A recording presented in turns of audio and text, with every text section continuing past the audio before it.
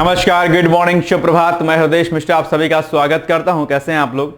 I hope आप सभी लोग अच्छे होंगे और अपनी पढ़ाई को बहुत ही बेहतर ढंग से कर रहे होंगे। चलिए आइए जुड़िए फटाफट और आज की क्लास हम लोग स्टार्ट करते हैं और देखते हैं क्या कुछ चीज़ें ज़्यादा नहीं है। लेकिन उसके पहले आरोग्यम टेस्ट सीरीज हमारी चल रही है, आप चाहें तो इसको ज्वाइन कर सकते हैं। लगातार मैं आपको बताता रहता हूँ, 1500 रुपये फीस है, ऑफर में आपको मिल जाएगा 899 रुपये में।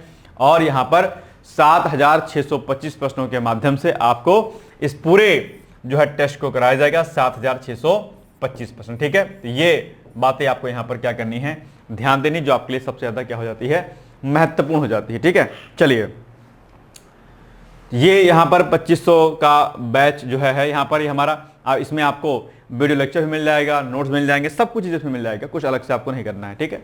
चलिए अब आज का टॉपिक पहला क्या है, दीनदयाल उपाध्याय। अच्छा एक चीज मैं और बता दूं आपको कि अभी जो है ऑफर चल रहा है 17 अगस्त तक हमारे सभी कोर्सेज पर, अभ्युदय बैच से लेकर के, और अभी हमने हिंदी का भी बैच स्टार्ट कर दिया, हिंदी का प्री का बैच और वीडियो लेक्चर टेस्ट सीरीज, ठीक है, वो आरोग्य टेस्ट सीरीज, तो वो भी आप लोग ना परचेज कर सकते हैं। वो ऑफर अभी चल रहा है, तो प्लीज आप उसको देख लीजिएगा।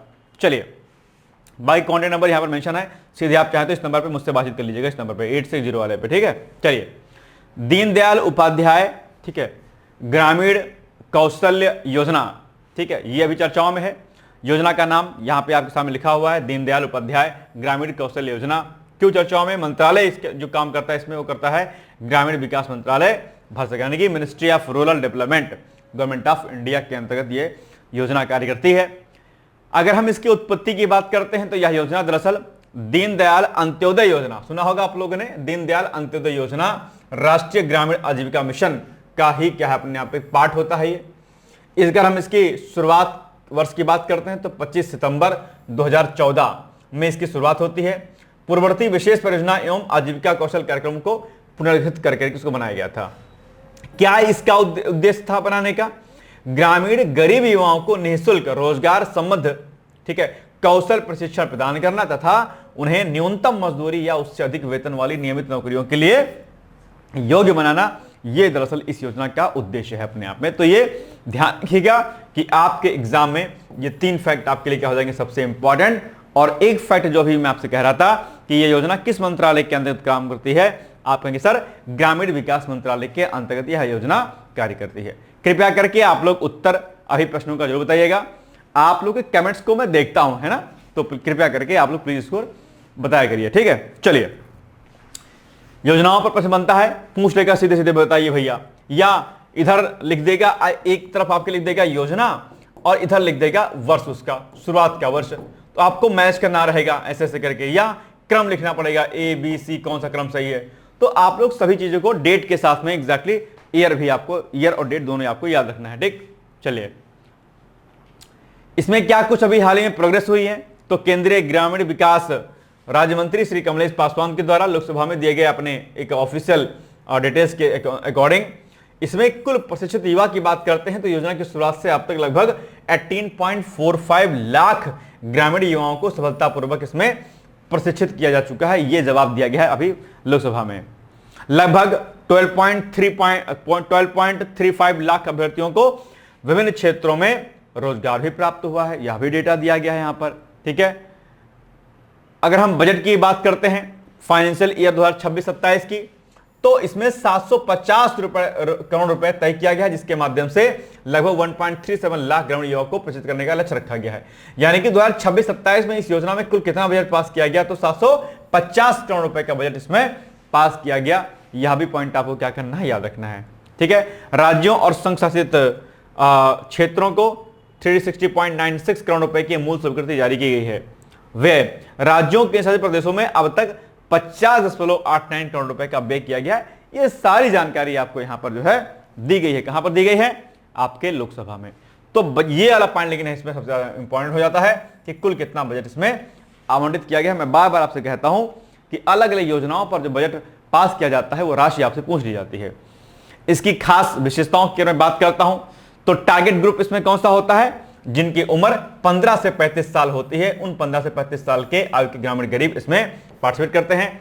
आयु सीमा में छूट की बात करते हैं तो महिलाओं, हमारे एससी भाई, अनुसूचित जनजाति यानी कि एसटी भाई, और विशेष रूप से संवेदनशील जनजातीय समूहों दिव्यांगजनों, ट्रांसजेंडर तथा अन्य विशेष समूहों, ठीक है, के लिए ऊपरी आयु सीमा कितनी है?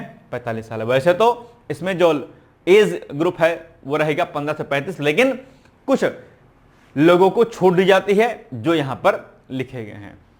मतलब जनरल कैटेगरी को अगर आप छोड़ दें, ओबीसी को, तो बाकी सब लोग इसमें शामिल होते हैं मोस्टली। ठीक है, चलिए आरक्षण नीति की बात करते हैं।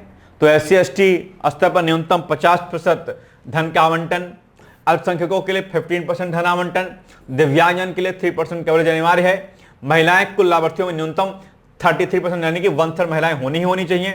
ठीक है, ये अनिवार्य है, यह मैंडेटरी सोशल इंक्लूजन दिया गया अपने आप पे, ताकि जो है इन समूहों का जो है उसमें काम होता रहे, कहीं कोई दिक्कत ना होने पाए। तो ये विशेष बातें हैं जो आपको अल्टीमेटली क्या करनी है, फोकस करनी है, आपको भूलना नहीं किसी भी रूप में। ठीक है, चलिए दूसरी बात जो इसमें इंपॉर्टेंट हो जाती है क्या होती है कि बाकी इसमें देखिएगा त्रिस्तरीय या कार्यान्वयन मॉडल है, अर्थात राष्ट्रीय स्तर पर नीति निर्माण और निगरानी हेतु DDU-GKY राष्ट्रीय इकाई इसमें काम करती है। यह राज्य स्तर पर साबित पोषण एवं समन्वय हेतु राज्य ग्रामीण आजीविका मिशन इसमें कार्य करता है।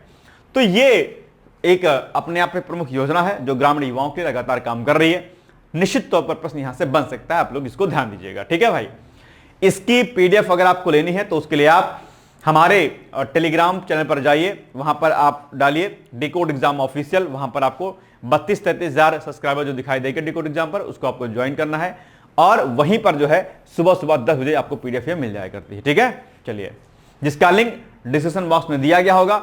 अगर लिंक आपको नहीं मिलेगा तो सीधे आप हमें व्हाट्सएप कर लीजिएगा। आप कहेंगे सर व्हाट्सएप नंबर क्या है? ये है व्हाट्सएप नंबर, इस नंबर पे आप व्हाट्सएप कर लीजिएगा, लिंक आपको मिल जाएगा। ठीक है, चलिए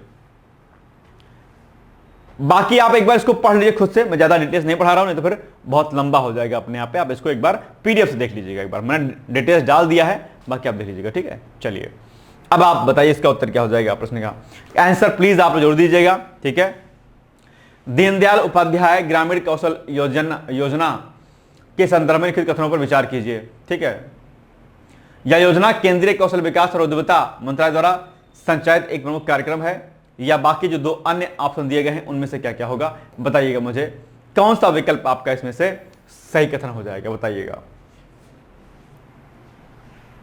आराम से पढ़िए, आराम से उत्तर दीजिए, कोई जल्दबाजी नहीं है, लेकिन दीजिए उत्तर जरूर, है ना। उत्तर देंगे तो अच्छा लगता है, मुझे भी, आप लोग को भी अच्छा लगेगा कि हाँ भाई आप सब लोग होशियार हैं, बढ़िया हैं, उत्तर दे देते हैं, है ना। चलिए देखिए बी का मतलब क्या दिया है, केवल 2 और 3 है। ये नहीं, इसका मंत्रालय नहीं है भाई साहब, स्टार्टिंग में मैंने आपको बता दिया था, है ना, ग्रामीण विकास मंत्रालय के अंतर्गत काम करता है ये। तो बस ये क्या है, एक नहीं सही है अपने आप पे, 1 और 2 और 3 सही है, यानी कि B is the right answer. ठीक है, चलिए फिच रेटिंग द्वारा भारत की सॉवरेन रेटिंग एवं आर्थिक परिदृश्य, तो आइए इस पर बातचीत करते हैं। फिच का नाम तो अपनी रेटिंग एजेंसी जो फिच है वो आपने सुना होगा, बहुत सारे आंकड़े इसके आप देखते होंगे अक्सर। फिच रेटिंग आपके लिए इंपॉर्टेंट भी हो जाती है कहीं ना कहीं, है ना। तो सॉवरेन क्रेडिट अगर हम रेटिंग की बात करते हैं इससे संबंधित, ठीक है, क्या है ये, तो वैश्विक रेटिंग एजेंसी, ठीक है, फिच रेटिंग्स ने भारत की सॉवरेन क्रेडिट रेटिंग को, ठीक है, BBB यानी कि जो BBB माइनस पर यथावत जो है अर्थात अनचेंज रखा है। आप कहेंगे सर क्या है ये, फिच ने भारत के लिए स्थिर अर्थात स्टेबल दृष्टिकोण बनाए रखा है कि भैया इसमें कोई भी डिसबैलेंस नहीं होगा, यानी कि यह निर्णय भारत की मजबूत मध्यम अवधि की विकास संभावनाओं, संतुलित व्यापक आर्थिक स्थिरता और सुदृढ़ बाह्य वित्तीय ढांचे को बुनियादता है। यानी कि अगर हम भारत की आर्थिक स्थिति की बात करते हैं तो आप जानते होंगे कि इस समय भारत ही एक ऐसा देश है जो इन तमाम उभरती हुई वैश्विक चुनौतियों के साथ साथ में जो है लगातार बढ़ता हुआ दिखाई दे रहा है। एक बात आप लोग कान, दिल, आंख, नाक खोल करके सब लोग सुन लो अच्छे तरीके से, बहुत ईमानदारी पूर्वक सुन लो। ठीक है, कई बार आपको लगता होगा कि हम सरकार की तारीफ करते हैं, सरकार के पक्ष में बोलते हैं, ऐसा कुछ भी नहीं है। ये बात ध्यान रखिएगा, आप लोग सिविल सर्वेंट हैं, सिविल सर्विस के स्टूडेंट होंगे।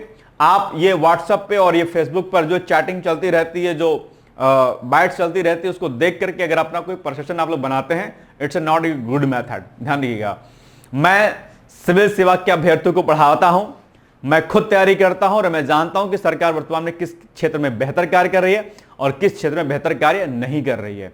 इसलिए जो कुछ अच्छा होता है, जिसमें सरकार की साख बढ़ती है, जिसमें देश का नाम बढ़ता है, वो बातें मैं आपको बताता हूं और बताना भी चाहिए। एज ए शिक्षक मैं किसी भी तरीके से किसी भी पार्टी का नहीं हूं, मैं ये बात हमेशा आप लोग ध्यान दीजिएगा, ठीक है। जो कमियां होती हैं उस पर भी मैं बात करता हूं आप लोग, लेकिन उसको सुनते नहीं है, दिक्कतें ही हो जाती है ना।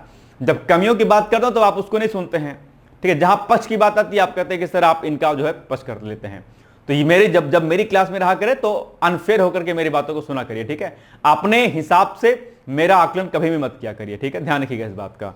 ये मेरे पास परसों भी एक कमेंट आया हुआ था, मैंने देखा था, ठीक है। तो मेरे चैनल पर होते मैं तो ऑन स्पॉट में ब्लॉक कर देता हूं, बिल्कुल सहता होता नहीं हूं मैं। इसलिए अनफेयर की तरीके से सुना करिए, अनफेयर की तरीके से, क्योंकि मैं पढ़ाता हूं विद्यार्थियों को और मुझे पता है कि कौन सी योजना है, इससे कितना फायदा हुआ है, कितना नुकसान हुआ है, पहले क्या चल रहा था, अब क्या चल रहा था। अगर पहले कुछ खराब चल रहा था, अभी अच्छा हो रहा है, तो उसमें कहने में कोई बुराई नहीं नजर आती है। या अभी अच्छा नहीं हो रहा है तो अच्छे को नहीं अच्छा कहना तो भी कोई दिक्कत नहीं है। जहां गलत होता है उस बात को बोलता हूं। नहीं है मेरा विश्वास तो मेरे वीडियो को देख लिया करिए, बिना मतलब के आए बाएं ताएं मत किया करिए, है ना। तो ये बात ध्यान रखिएगा। इसलिए अनफेयर तरीके से मेरी बातों को पढ़ा करिए, क्योंकि जब आप सिविल सर्विस की तैयारी करते हैं, क्योंकि आप बैंकिंग रेलवे की तैयारी करेंगे, आरोग्य की तैयारी करेंगे, तब आप नहीं समझ पाएंगे सरकार क्या काम कर रही है या पहले की सरकारों ने क्या बेहतर काम किया, तब आप नहीं समझ पाएंगे, ठीक है। 90s का हूं भाई साहब, तो पुरानी चीजें भी देखी हैं, बीच के भी देखी हैं, वर्तमान की भी देखी हैं, तुलना करना आता है। और सोने पे सुहागा इसलिए भी हो गया क्योंकि टीचर हूं और प्लस पढ़ाता हूं बच्चों को, है ना। तो सारी योजनाओं और सारी कहानी का पता है मुझे कैसे क्या है। इसलिए बिना मतलब के अनफेयर तरीके से मेरी क्लास में रहा करिए। 2-4 लोग हैं कुछ क्लास में ऐसे लोग, मुझे लगता है एक हमारे पुराने स्टूडेंट हैं, भूतपूर्व लखनऊ के रहने वाले हैं, उनको हर बात जो है आए बाएं ताएं लगती है भाई साहब को। तो थोड़ा सा इस बात पे ध्यान दिया करिए आप लोग प्लीज, है ना। चलिए आगे बढ़ते हैं। एक फीमेल कैंडिडेट है हमारी, उन्होंने कहा कि सर आप सरकार की तारीफ करते हैं। सरकार की तारीफ नहीं करते हैं, योजनाओं की तारीफ करते हैं। योजनाओं को बनाने वाली कौन होती है? सरकार नहीं होती है, जनता के हिसाब से चीजें बनती हैं, ठीक है। बाकी मैं हमेशा कहता हूं कि रोजगार के मुद्दे पर सरकार बहुत फिसड्डी है, ये गलती है निश्चित तौर पर, इस पर कोई शक नहीं है, लेकिन उसको नहीं सुनते हैं आप लोग। हर मुद्दे पर आपका सपोर्ट कर तब भी आप नहीं सुनते हैं। लोअर का मामला, उसके पहले का मामला, हमेशा हमने कहा, अभी सिलेबस चेंज होने की वाली बात हो, हमने सबसे पहले कहा था कि भाई आप विरोध कीजिएगा, इसका करिए, हम साथ हैं। उसको नहीं सुनेंगे आप लोग, है ना। तो बातें हैं वही कहना, हमेशा तुलनात्मक रूप से सही रहा के तब चीजें बेहतर होती हैं आपकी। और जब आप पढ़ाई लिखाई करेंगे ना तो आप तुलना कर पाएंगे कि पहली योजनाओं में क्या था, सरकारी स्कूलों की स्थिति क्या थी। अभी एनएफएस का डेटा आया और रिलीज हुआ है, एनएफएस के डेटा को आप देखेंगे तो आप पाएंगे कि टीएफआर रेट में कितनी वृद्धि हुई है। मैं उस पर एक वीडियो बनाऊंगा, आप लोग को भेजूंगा कि पहले इंस्टीट्यूशनल डिलीवरी कैसी होती थी, अभी क्या हो रहा है, कितने मेडिकल कॉलेज बन गए हैं, उनमें क्या क्या सुविधाएं हो गई हैं, कितने जो है स्कूल्स जो प्राइमरी हैं, नो डाउट की वैकेंसी नहीं आई है, खतरनाक चीज है, कमी है सरकार की, लेकिन प्राइमरी स्कूलों की स्थिति कैसी है। हाँ, अब यह हो सकता है कि इक्का दुक्का स्कूलों की स्थिति ना ठीक रहे। अगर 100 प्राइमरी स्कूल हैं, अगर मान लेते हैं, उसमें से अगर 2 की कंडीशन नहीं ठीक है, तो आप ये नहीं कह सकते कि सरकार बेहतर काम नहीं कर रही, तारीफ करनी चाहिए। कोई भी गवर्नमेंट, डजंट मैटर। अब इसको आप कहेंगे सरकार के पक्ष में बात करते हैं, तो ये इसको बोलते हैं बेवकूफीपन, है ना। इसे ध्यान दीजिएगा आप लोग। इसलिए मेरी क्लास में अनवांटेड बातें और फालतू वाले बातें कहेंगे तो मैं ऑन स्पॉट कर दूंगा ब्लॉक, सीधे सीधे बात है, ठीक है। कोई प्रकार का इब्बट नहीं करना मेरे साथ। चलिए आगे बढ़ते हैं। आर्थिक समृद्धि और मुद्रास्फीति अनुमान, क्योंकि आप लोग की दिक्कत क्या है ना कि आप लोग चीजों को समझते नहीं सही से यार, है ना। योजनाओं की फेसबुक पे डिबेट आ गया, सुन लिया उसको देख करके आपने प्रसेशन बना लिया। ऐसा नहीं होता है बाबू, पढ़ाई लिखाई क्या करिए, सारी पॉलिसीज को देखिए अच्छे तरीके से, डेटा का मिलान कीजिए, कैसे क्या स्थिति थी, और ग्राउंड पर भी देखा करिए, है ना। ग्राउंड पर भी, ऐसा नहीं कि खाली रिपोर्ट जो है क्यों देखिए, खाली रिपोर्ट देखने से नहीं, प्रॉपर आप डेटा पर काम करिए और ग्राउंड पर भी देखिए कि हाँ वास्तव में है। बाकी पॉपुलेशन इतनी है ना भाई, देश की पॉपुलेशन इतनी जबरदस्त है ना कि आप कितने अस्पताल बनवा लेंगे ना, भीड़ आपको दिखाई देगी भाई साहब, गजब दिखाई देगी, ठीक है। तो उसमें कोई शक नहीं है। इसलिए हमारी कमी क्या है, पॉपुलेशन कंट्रोल हम नहीं करते हैं। अब पॉपुलेशन को कंट्रोल करने की बात कहेंगे तो कहेंगे कि जो है मामला गड़बड़ है, बच्चे पैदा करने हैं 10 ठो, ठीक है, सुविधाएं सारी चाहिए, संसाधन सीमित है बॉस, सब कुछ समझा करिए आप लोग, लेकिन नहीं समझते हैं, क्या कीजिएगा। चलिए, रेटिंग का कारण, यह निर्णय भारत की मजबूत मध्यम अवधि की विकास, संतुलित व्यापक आर्थिक स्थिरता और सुदृढ़ बाह्य वित्तीय बुनियादी ढांचे को दर्शाता है। यानी कि भारत एक ऐसा फिलहाल एक देश है जिसकी इकोनॉमी अपने आप पे स्टेबल है, अनचेंज है, इसमें किसी प्रकार का कोई फ्लक्चुएशन नहीं होने वाला है। यह बहुत बड़ी बात है अपने आप में। जहां एक और ग्लोबल लेवल पे आप देख पा रहे होंगे इतनी बड़ी उथल पुथल हो रही है, ऐसी स्थिति में भारत की अर्थव्यवस्था फिच के अकॉर्डिंग बने रहना अपने यहाँ पे बहुत बेहतर है। और अभी हाल ही में आरबीआई ने जो डेटा रिलीज किया है उसमें भी भारत की विकास दर को 26-27 में बढ़ा करके दिखाया गया है। तो यह बड़ी अच्छी बात है अपने लिए, है ना। चलिए देखो, अब ये देखो, ये डेटा सबसे इंपॉर्टेंट हो जाएगा आपके लिए कि फिच रेटिंग ने आगामी वित्त वर्ष के लिए भारत की जीडीपी वृद्धि दर 6.4% रहने का अनुमान व्यक्त किया है। लगभग इसी के आसपास डेटा, शायद 6.7 के आसपास शायद जो है आरबीआई ने जारी किया है। अब आप बताओ, ये बड़ी बात है अपने देश के लिए, ठीक है, खुश होना चाहिए। चलिए, वैश्विक जोखिम एवं लचीलापन, वैश्विक अनिश्चितताओं, ठीक है, जैसे कि ये संकट आप देख पा रहे होंगे और ऊर्जा मूल्य में उतार चढ़ाव, इन सभी के बावजूद भारतीय घरेलू अर्थव्यवस्था काफी मजबूत स्थिति में है। ऐसा हम नहीं कह रहे हैं, ऐसा फिच रेटिंग एजेंसी कह रही है, ठीक है, लेकिन आप इसको नहीं मानेंगे, नहीं मानेंगे, बिल्कुल नहीं मानेंगे, ठीक है। तो ये बड़ी बात है। और भारत एक बड़ा ऊर्जा आयातक होने के कारण कच्चे तेल की कीमतों में वृद्धि से चालू खाता घाटा और मुद्रास्फीति का जोखिम बना रहता है, जो कि हमेशा रहेगा, अब जानते होंगे। चलिए, मुद्रास्फीति, फिच के अनुसार ऊर्जा संकट के बावजूद भारत में खुदरा मुद्रास्फीति, जिसको हम लोग इन्फ्लेशन बोलते हैं, महंगाई के नाम से भी इसको जानते हैं, भारतीय रिजर्व बैंक के निर्धारित लक्ष्य बैंड 2.2% से 6%, ठीक है, की सीमा के भीतर रहने की संभावना है, ठीक है। तो ये सारी बातें हैं। बाकी अल-नीनो के प्रभावों और ऊर्जा संकट से उत्पन्न जोखिमों से निपटने के लिए आरबीआई द्वारा आवश्यकता अनुसार नीतिगत दरों अर्थात रेपो रेट में उचित समायोजन किया जा सकता है अपने आप में। तो ये सारी बातें आप यहां पर देख पा रहे होंगे। चलिए, सॉवरेन क्रेडिट रेटिंग जो है उसका क्या महत्व होता है, लेकिन पहले इसकी आप परिभाषा समझ लीजिए कि what is sovereign credit rating, क्या होता है। तो सॉवरेन जो रेटिंग होता है किसी देश की साख, ठीक है, का आकलन है जो यह दर्शाता है कि वह देश अपने वित्तीय दायित्वों को चुकाने में कितना सक्षम और विश्वसनीय है। और इस मामले में भारत बहुत अच्छी स्थिति में है।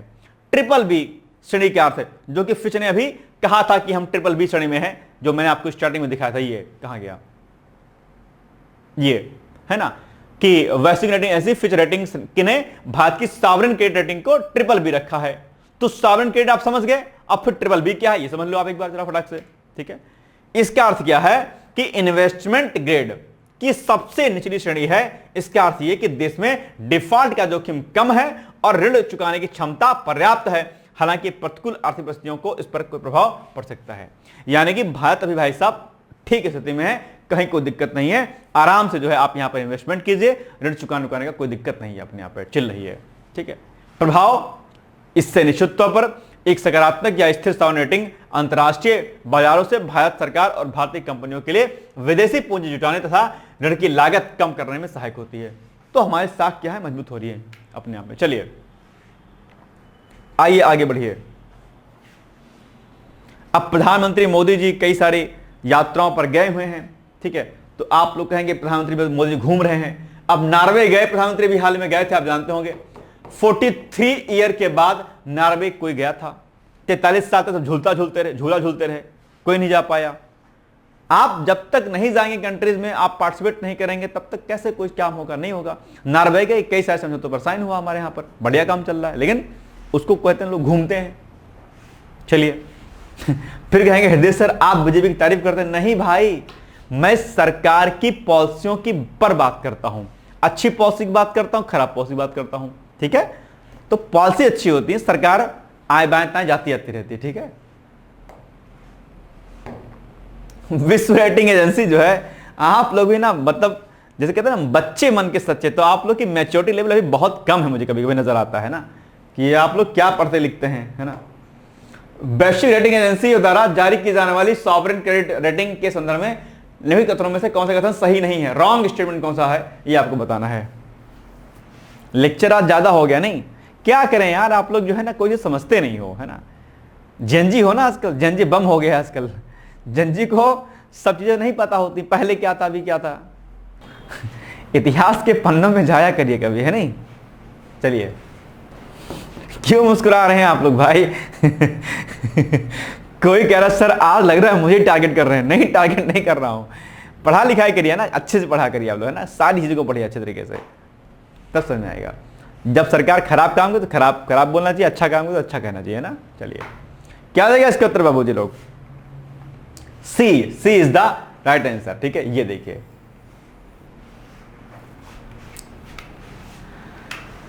क्रांतिकारी स्वतंत्रता सेनानी खुदीराम बोस बलिदान दिवस से मुजफ्फरपुर षड्यंत्र केंद्र। अब आप खुदीराम बोस की तरीके से नहीं बनना चाहेंगे, है ना, आप बनना चाहेंगे सलमान खान जैसा, शाहरुख खान जैसा। नहीं, आप डॉक्टर एपीजे अब्दुल कलाम को नहीं पढ़ेंगे नहीं, कौन सी मूवी आई बस वही करेंगे आप। चलिए, तो खुदीराम बोस भारत के स्वतंत्रता संग्राम के सबसे युवा और महान क्रांतिकारियों में से एक थे, आप जानते होंगे। जन्म इनका 3 दिसंबर 1889 हबीबपुर गांव मोदिनीपुर जिला पश्चिम बंगाल में हुआ था। क्रांतिकारी जीवन में प्रवेश करते हुए 15 वर्ष की आयु में वह अनुशीलन समिति के स्वयंसेवक बन गए और युगांतर समूह के साथ में जुड़ करके ब्रिटिश विरोधी गतिविधियों में सक्रिय हो गए। युगांतर के बारे में आप जानते होंगे, कई बार पूछा है प्रश्न। अनुशीलन समिति की भी क्या नाम पढ़ा होगा, कई बार पूछा है। इतिहास के विषय में यहां से प्रश्न जो है आता है। ठीक है, मोदिनीपुर में अपने शिक्षक सत्येंद्रनाथ बोस, इनका नाम आपने सुना ही होगा। ठीक है, इन्हीं के मार्गदर्शन में दरअसल उन्होंने स्वदेशी आंदोलन और ब्रिटिश नीतियों के विरुद्ध में पर्चे बांटने शुरू किए थे। मुजफ्फरपुर षड्यंत्र केस आप जानते होंगे। ठीक है, अच्छा, एक अभी हाल ही में एक घटना और हुई थी 2015 के आसपास, मुझे लग रहा है 15 या शायद 13-14 के आसपास, 14 के आसपास, है ना। मुजफ्फरनगर कांड हुआ था, पता है आप लोग को? याद है? नहीं याद होगा, पढ़िएगा क्या हुआ था। चलिए, ऐतिहासिक पृष्ठभूमि की बात करते हैं तो कोलकाता के chief presidency magistrate Douglas Kingsford अपने क्रूर फैसलों और स्वतंत्रता सेनानियों पर ढाए गए अत्याचारों के लिए जाने जाते थे। क्रांतिकारियों ने उन्हें मृत्युदंड देने की योजना बनाई थी अपने आप में। ठीक है,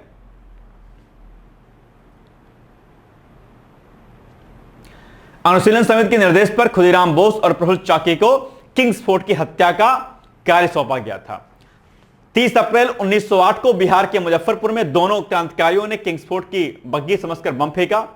उस बग्घी में किंग्सफोर्ड मौजूद नहीं थे, बल्कि 2 ब्रिटिश महिलाएं, ठीक है, कैनेडी परिवार की मिसेस कैनेडी और उनकी पुत्री सवार थी, जिनकी इसी विस्फोट में क्या हो गई थी, मृत्यु हो गई थी, जो कि अपने आप में ऐसा करना नहीं था उनको, लेकिन बाई चांस ऐसा हो गया। ठीक है, इसके बाद जो है देखें तो घटना के बाद भागते समय मोकमा घाट स्टेशन पर ब्रिटिश पुलिस द्वारा घेरे जाने पर प्रफुल्ल चाकी ने स्वयं को गोली मार करके आत्मबलिदान दे दिया। खुदीराम बोस को बैनी स्टेशन, अब खुदीराम बोस पूसा स्टेशन समस्तीपुर से गिरफ्तार कर लिया गया। ठीक है, संचित मुकदमे के बाद मात्र 18 वर्ष और 8 महीने और 8 दिन की आयु में 11 अगस्त 1908 को मुजफ्फरपुर केंद्रीय कारागार, वर्तमान में Khudiram Bose memorial central jail में उन्हें फांसी दे दी गई। जिस उम्र में आपको ये पता नहीं होता है कि हमें क्या करना है, उस उम्र में न जाने कितने युवाओं ने, न जाने कितने ऐसे लोगों ने बलिदान दे दिया। हमें उनका सम्मान करना चाहिए, है ना। इंस्टा नहीं खेलना चाहिए, हमेशा फेसबुक नहीं खेलना चाहिए। हमेशा हमारे क्रांतिकारियों से सीखना चाहिए। देश की आज़ादी में किसी खास एक व्यक्ति का सपोर्ट नहीं था, देश की आज़ादी में हमारे क्रांतिकारियों का बढ़ चढ़ करके सहयोग था। ठीक है, ध्यान दीजिएगा हमेशा। ठीक है, तो खुदीराम बोस भारतीय स्वतंत्रता संग्राम में फांसी पर चढ़ने वाले सबसे कम उम्र के क्रांतिकारियों में से शामिल थे। अपने बताइए, मात्र 18 साल की उम्र। बताइए, जब आप +2 करके निकलते हैं, उस उम्र में एक बंदा देश के लिए जो है क्या हो गया, शहीद हो गया, है ना।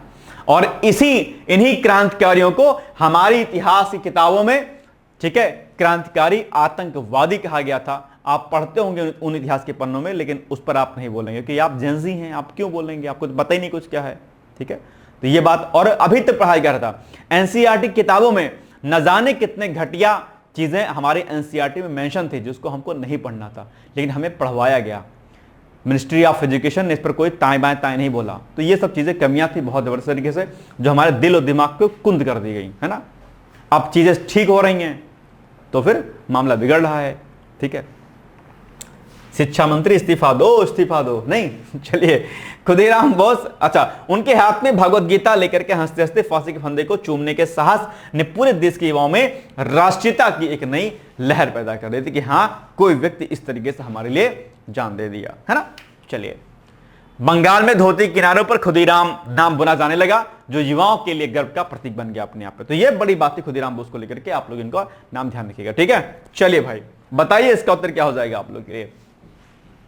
भारतीय स्वतंत्रता संग्राम के संदर्भ में अनुशीलन समिति के संबंध में निम्नलिखित में से कौन सा कथन सत्य है? फटाफट कमेंट करके जल्दी जल्दी बताइए आप लोग क्या हो जाएगा। बोलिए भाई साहब जी लोग, क्या हो जाएगा एग्जैक्टली आंसर इसका क्या हो जाएगा? बोलिए बोलिए बोलिए बोलिए बोलिए बोलिए बोलिए। ए मतलब कि ये हो जाएगा, ये देखिए है ना। बस भारत अमेरिका नौसेना विस्फोटक आयुध निष्क्रियकरण अभ्यास 2026 अभी चर्चाओं में रहा है। आई थिंक ये प्रश्न मैंने कराया था जहां तक मुझे याद आ रहा है, खैर कोई बात नहीं। भारतीय नौसेना और अमेरिकी नौसेना के बीच द्विपक्षीय विस्फोटक आयुध निष्क्रियकरण यानी कि एक्सप्लोजिव ऑर्डिनेंस डिस्पोजल ईओडी अभ्यास का आयोजन किया जा रहा है। यह अभ्यास कोच्चि केरल में स्थित भारतीय नौसेना की दक्षिणी नौसेना कमान में आयोजित हो रहा है। माफ कीजिएगा, प्रश्न मैं करा चुका हूं, शायद कल ही मैंने कराया था जहां तक मुझे याद आ रहा है, कोई बात नहीं, रिपीट हो गया है।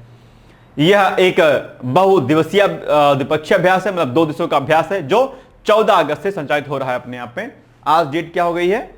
आज डेट हो गई है जो है 14 ही तो है आज, हाँ आज से स्टार्ट हो गया अपने आप पे, ठीक है। दोनों मित्र देशों की नौसेनाओं की विशेषज्ञ गोताखोरी और विस्फोटक आयुध निष्क्रियकरण टीमों के बीच में अंतर संचालन क्षमता को बढ़ावा देना इसका अल्टीमेटली क्या उद्देश्य है, ठीक है। इसमें समुद्री सुरक्षा को लेकर के कई सारी प्रैक्टिसेस की जाएंगी, वही बात यहां पे लिखी हुई, कल मैंने आपको समझाई था, ठीक है। और इंडो पैसिफिक क्षेत्र में साझेदारी, मैंने कल भी कहा था कि इस पर खूब सारा प्रश्न बनता है, आप लोग उसको रेडी कर लीजिएगा। भारत की स्थिति इसमें क्या है, हम इसकी सुरक्षा के लिए लगातार क्या काम कर रहे हैं, यानी कि भारत और अमेरिका के बीच रक्षा और नौसैनिक जुड़ाव इंडो पैसिफिक क्षेत्र में शांति, स्थिरता और नौवहन की स्वतंत्रता सुनिश्चित करने में महत्वपूर्ण भूमिका निभाता है अपने आप पे, ठीक है। अंतर संचालन क्षमता, ईओडी और विशेष गोताखोरी जैसे कि जटिल और जोखिम भरे अभियानों में संयुक्त अभ्यास से दोनों देशों की नौसेनाएं आपातकालीन परिस्थितियों और समुद्री खतरों का एक साथ मिलकर के प्रभावी ढंग से सामना करने में सक्षम होती है अपने आप पे, ठीक है। दक्षिण नौसेना कमान कोच्चि स्थित यह कमान भारतीय नौसेना का मुख्य प्रशिक्षण कमान है, जो सभी प्रकार के उन्नत नौसैनिक और तकनीकी प्रशिक्षण आयोजित करता है अपने आप में। तो ये आपके लिए इंपॉर्टेंट, इसको टिक लगा लीजिएगा आप लोग, महत्वपूर्ण है। भारत अमेरिका के बीच में कौन कौन से अन्य सैन्य अभ्यास होते हैं, अब ये अलग से है, इसको आप रेडी कर लीजिएगा। और ये आपके लिए क्या है, वेरी वेरी मोस्ट इंपॉर्टेंट है, ठीक, बिल्कुल भी इसमें गलती आप लोग कहीं भी मत कीजिएगा।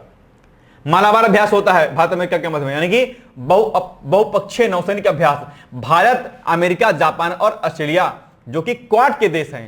क्वाड में कुल कितने देश हैं? 4 देश हैं। कौन कौन सा? एक है आपका भारत, एक है आपका अमेरिका, एक है आपका जापान और एक है आपका ऑस्ट्रेलिया। ये 4 देश मिलकर के क्वाड बनाते हैं। और इन क्वाड दोस्तों की खास बात है, ये क्वाड जो है जिसको हम लोग QUAD कहते हैं, और इंडो पैसिफिक जो क्षेत्र है, क्या इंडो पैसिफिक, इसमें ये लगातार जो है काम बेहतर कर रहे हैं अपने आप में, और इसकी मजबूती बहुत अच्छी हो रही है अपने आप में, ठीक है। क्वाड की महत्ता को लेकर खूब सारे प्रश्न बनते हैं। तो क्वाड का जो युद्धाभ्यास है वो कौन सा है? मालाबार अभ्यास है अपने आप में, ठीक है। भारत और अमेरिका की थल सेनाओं के बीच में वार्षिक संयुक्त अभ्यास होता है। वज्र प्रहार, दोनों देशों के विशेष बलों का संयुक्त अभ्यास अपने आप में कौन सा? वज्र प्रहार, जो कि भारत और अमेरिका के मध्य में होता है, यह भी आपको ध्यान रखना है, ठीक है। टाइगर ट्रैम्प, यह भी है। त्रिसेवा, ट्राई सर्विस, थल, नभ और जल तीनों मिलकर के मानवीय सहायता और आपदा राहत के लिए अभ्यास करती हैं। टाइगर ट्रैम्प यह भी अमेरिका के साथ में होता है। कोप इंडिया, दोनों देशों की वायुसेनाओं का संयुक्त अभ्यास अपने आप, यानी कि यह भी जो है अमेरिका और भारत के मध्य में होता है। तो कोप इंडिया हो गया, टाइगर ट्रम्प हो गया अपने आप में, प्लस वज्र प्रहार हो गया और मालाबार अभ्यास हो गया अपने आप में। ये सब क्या है अपने आप में, और अभ्यास हो गया, ये सब क्या है अपने आप में? भारत और अमेरिका के मध्य में होने वाले प्रमुख युद्धाभ्यास हैं, जिसमें से आप देख पा रहे होंगे ये मालाबार अभ्यास, जिस पर खूब सारे प्रश्न बनता है, आपने देखा होगा इसको, तो ये आप पढ़ लीजिएगा इसको, ठीक है। चलिए, हाल ही में भारतीय और अमेरिकी नौसेना के बीच द्विपक्षीय विस्फोटक आयुध निष्क्रियकरण अभ्यास का आयोजन कहां शुरू हुआ है, बताइए। यह भी आसान है, कुछ कठिन नहीं है आपके लिए, इजी है, बताइएगा। इसका जो उत्तर है बाबूजी लोग क्या हो जाएगा? इसका उत्तर हो जाएगा आपका कोच्चि केरलम, यानी कि B is the right answer, ठीक है, आसान है। चलिए, दिल्ली मेट्रो वैश्विक परिचालन उत्कृष्टता, नेटवर्क विस्तार एवं ड्राइवरलेस तकनीकी, ठीक है, वैश्विक रैंकिंग में शीर्ष प्रदर्शन, अर्थात दिल्ली मेट्रो के रेल निगम ने ट्रेन परिचालन समयबद्धता विश्वसनीयता के मामले में हांगकांग, पेरिस और न्यूयॉर्क, ठीक है, और न्यूयॉर्क जैसी विश्व की प्रमुख मेट्रो प्रणालियों को पीछे छोड़ते हुए खुद को सबसे प्रतिष्ठित मेट्रो प्रणाली के रूप में स्थापित किया है। किसने? जो हमारे यहां की जो दिल्ली मेट्रो, जिसको हम लोग DMRC के नाम से भी जानते हैं। ठीक है, तो ये बड़ी बात है कि हम इतने सारे देशों से हम क्या हैं, अपने आप में आगे हैं। और दिल्ली मेट्रो का जाल कितना बिछा हुआ है आप जानते होंगे इसको। ठीक है, चालू वर्ष में दिल्ली मेट्रो ने रिकॉर्ड 99.95% समयबद्धता दर्ज की है अपने आप पे। एक्यूरेसी है, टाइम, इतने टाइम पे तो इतनी टाइम मेट्रो आएगी, आई खर्च निकल गई तुरंत। ठीक है, ट्रेनों के बीच का अंतराल में कमी, अर्थात शुरुआती वर्षों में ट्रेनों का फ्रीक्वेंसी अंतराल लगभग 7 मिनट था, जो अब घट करके सबसे व्यस्त कॉरिडोर पर भी मात्र 2 मिनट 18 सेकंड का हो गया। यानी कि हर 2 मिनट पर आपको मेट्रो मिल जाएगी भाई साहब, सोचिए इतनी बड़ी बात है अपने आप पे। तो इससे बेहतर और क्या हो सकता है बताइए, कि आपको खड़े नहीं होना है मेट्रो स्टेशन पे। और साफ सफाई आप मेट्रो पे देखिए भाई, जो लोग कहते हैं कि भारत में गंदगी हमेशा रहेगी, ऐसा है वैसा है, नहीं, ऐसा नहीं है। अगर आप रूल को फॉलो कराएंगे ना, रूल को फॉलो, तो गंदगी नहीं होगी, ये तय है। लेकिन हम रूल फॉलो नहीं कराते हैं, क्यों? क्योंकि हमारे सरकारी कर्मचारी काम करना नहीं चाहते हैं और सरकारों में वो इतनी हिम्मत होती नहीं है। लेकिन आप दिल्ली मेट्रो में देख लीजिएगा, दिल्ली मेट्रो में मजदूर है, रिक्शा वाला है, कौन नहीं सफर करता? सब लोग सफर करते हैं, सारे लोग, सब्जी वाले, ठेले वाले, सब सफर करते हैं। लेकिन मजाल किसी की कोई पीक मार दे वहां पर पान खा करके, नहीं, रूल है तो है। ये व्यवस्था होती है अपने आप, है ना। हम चाहें तो अपने रेलवे स्टेशन, अपने बस स्टॉप्स, अपने पब्लिक प्लेसेस पे ये काम कर सकते हैं, लेकिन नहीं करते हैं। ठीक है, और हम अपने आप में इतने कलाकार आदमी कि हम लोग थूकेंगे कहीं ना कहीं, तो ये अच्छी बात है। दूसरा, नेटवर्क का विशाल विस्तार, यानी कि लगभग 23 वर्षों के निरंतर परिचालन के बाद वर्तमान में दिल्ली मेट्रो का जाल 12 लाइनें, 303 स्टेशनों और 416 किलोमीटर से अधिक के नेटवर्क तक का फैल चुका है अपने आप पे। बड़ी बात है, आप जानते होंगे इसको, है ना। चलिए, ड्राइवरलेस मेट्रो में अग्रणी, दिल्ली मेट्रो का लगभग 29% नेटवर्क ड्राइवरलेस अर्थात चालक रहित मेट्रो सेवाओं पर संचालित हो रहा है, जो इसे भारत का सबसे बड़ा ड्राइवरलेस मेट्रो नेटवर्क बनाता है। शायद ये आपको नहीं पता होगा आप जान लीजिए इसको। ठीक है, चलिए, दिल्ली मेट्रो की तकनीकी प्रगति एवं परिचालन विशेषताएं। दिल्ली मेट्रो की मैजेंटा लाइन पश्चिम से बॉटनिकल गार्डन और पिंक लाइन मजलिस पार्क से शिव विहार पर पूर्णतः स्वचालित communicational based train control signalling system के तहत ड्राइवरलेस ट्रेनें संचालित की जा रही हैं अपने यहाँ पे। ड्राइवर नहीं भाई साहब, बिन ड्राइवर चल रहा है आप मेट्रो बैठेगा तो ध्यान से सुनिएगा इसको, शायद आपको नहीं पता होगा ये बात, है ना। चलिए, कोई बात नहीं। यह तकनीक मानव त्रुटि की संभावना को समाप्त करती है और ट्रेन संचालन की सुरक्षा दक्षता को बढ़ाती है। CBTC सिग्नलिंग तकनीकी, ये क्या है भाई साहब? तो इसके तहत इस प्रणाली के कारण 2 ट्रेनों के बीच की दूरी और समय अंतराल को सुरक्षित रूप से काफी कम किया जा सकता है। पर्यावरणीय योगदान, दिल्ली मेट्रो संयुक्त राष्ट्र द्वारा कार्बन क्रेडिट प्राप्त करने वाली विश्व की पहली मेट्रो रेल प्रणाली बनी थी अपने आप पे। ये कितनी बड़ी बात है अपने आप पे, है ना, जिसने दिल्ली NCR में वाहनों से होने वाले प्रदूषण और कार्बन उत्सर्जन को काफी हद तक कम किया है। तो ये भी एक बड़ी बात है जो हमें क्यों जाननी चाहिए। ठीक है, चलिए, बाकी इसके बारे में विशेषता लिखी हुई है, आप इसको एक करके आप इसको रख सकते हैं। अपनी निरंतर उच्च परिचालन दक्षता, बेहतर रखरखाव और नवाचारों के कारण DMRC को कई राष्ट्रीय और अंतर्राष्ट्रीय पुरस्कारों से सम्मानित भी किया जा चुका है ना। बस चलिए, अब आप बताइए इसका उत्तर क्या हो जाएगा। हाल ही में जारी आंकड़ों के अनुसार दिल्ली मेट्रो रेल निगम ने चालू वित्त वर्ष में कितने % की परिचालन समयबद्धता जो है दर्ज की है, बताइएगा, बोलिए।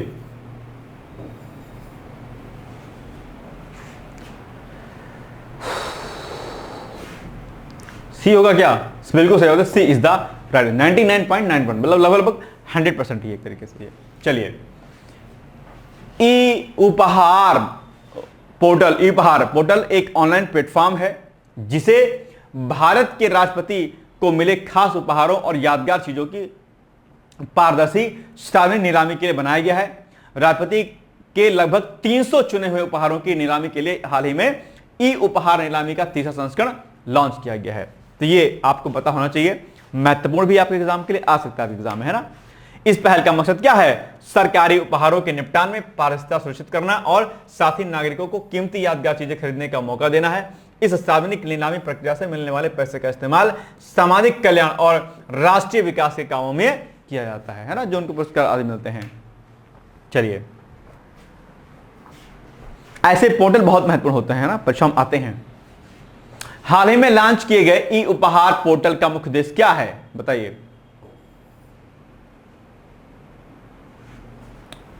पढ़िए।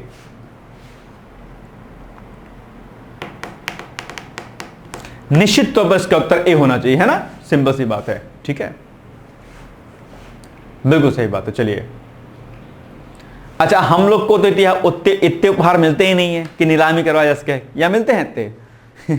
बर्थडे में तो हम लोग पूछते थे हमको क्या गिफ्ट दोगे आप, है ना। चलिए, सोलिगा जनजाति चर्चाओं में रहा ही अभी हाल ही में किशोरी में विलिगिरी रंगस्वामी मंदिर वन्यजीव अभ्यारण्य की सोलिगा जनजाति को समुदाय आधारित संरक्षण के एक सफल उदाहरण के तौर पर पहचाना गया है। इससे फ्रंटियर्स कंजर्वेशन अर्थात संरक्षित क्षेत्रों को बाहरी लोगों के लिए पूरी तरीके से बंद कर देने के तरीके की कमियां सामने आई हैं।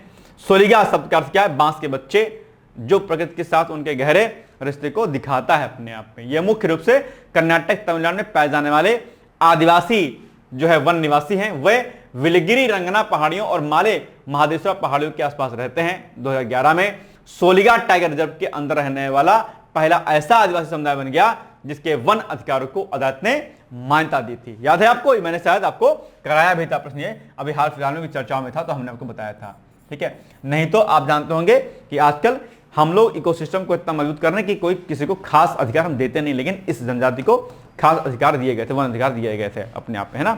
ये बड़ी बात है।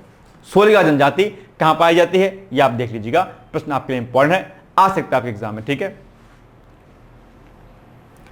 सोलिगा जनजाति मुख्य रूप से किन राज्यों में पाई जाती है? अभी हमने आपको बताया है, बताइए। जनजातियों पर प्रश्न आता है, ये टास्क आपका है ना, कि आप लोग क्या करिएगा, आज ही जो है सारे जनजातियों पर एक जो है नोट्स बना लीजिएगा, जनजातियां, ठीक है। यहां पर प्रश्न खूब बनता है एग्जाम में, ठीक है। चलिए, क्या हो जाएगा? बी होगा क्या उत्तर? बिल्कुल सही बात है, बी ही होगा। कर्नाटक और तमिलनाडु में सोलिगा जनजाति जो है वो क्या होती है, पाई जाती है अपने यहाँ पे, है ना, ठीक है। ये B is the right answer. दानवीर, ठीक है, ये क्या भाई साहब? दानवीर पंचायती राज मंत्रालय द्वारा शुरू की गई एक नागरिकों की भागीदारी वाली पहल है अपने आप पे, ठीक है। ये पंचायती राज जो मंत्रालय उसने इसको शुरू किया है। इसका मकसद पूरे भारत में ग्राम पंचायतों के डिजिटल इंफ्रास्ट्रक्चर को मजबूत करना है। यह नागरिकों और संगठनों के योगदान के लिए एक पारदर्शी एंड टू एंड डिजिटल और वेरिफिएबल प्लेटफॉर्म है अपने आप में। यह पॉइंट भी आपको क्या करना है, विशेष तौर पर ध्यान देना है, ठीक है। यह प्लेटफॉर्म ग्राम पंचायतों की टेक्नोलॉजी और इंफ्रास्ट्रक्चर से जुड़ी जरूरतों के लिए मदद देता है, क्योंकि आप जानते होंगे इस समय हम लोग डिजिटलीकरण के माध्यम से हर पंचायत को जो क्या कर रहे हैं, ब्रॉडबैंड सुविधाओं से जोड़ रहे हैं, ताकि वहां के लोगों को किसी प्रकार का फॉर्म फिल करने के लिए, किसी भी योजना को अप्लाई करने के लिए कहीं पर इधर उधर आपको ना जाना पड़े अपने आप में, और आपको जो है आगे लगातार इसमें बढ़ना रहे। तो ये एक खास बात है जो आपको विशेष तौर पर ध्यान देनी है, ठीक है। दानवीर का मकसद स्थानीय शासन को मजबूत करने के लिए नागरिकों पर आधारित एक लंबे समय तक चलने वाला इकोसिस्टम बनाना है। यह एक व्यवस्थित और जवाबदेह तरीके से सुरक्षा से काम करने में की भावना को संस्थागत रूप देता है अपने आप पे। तो ये भी पॉइंट आपको ध्यान देना है।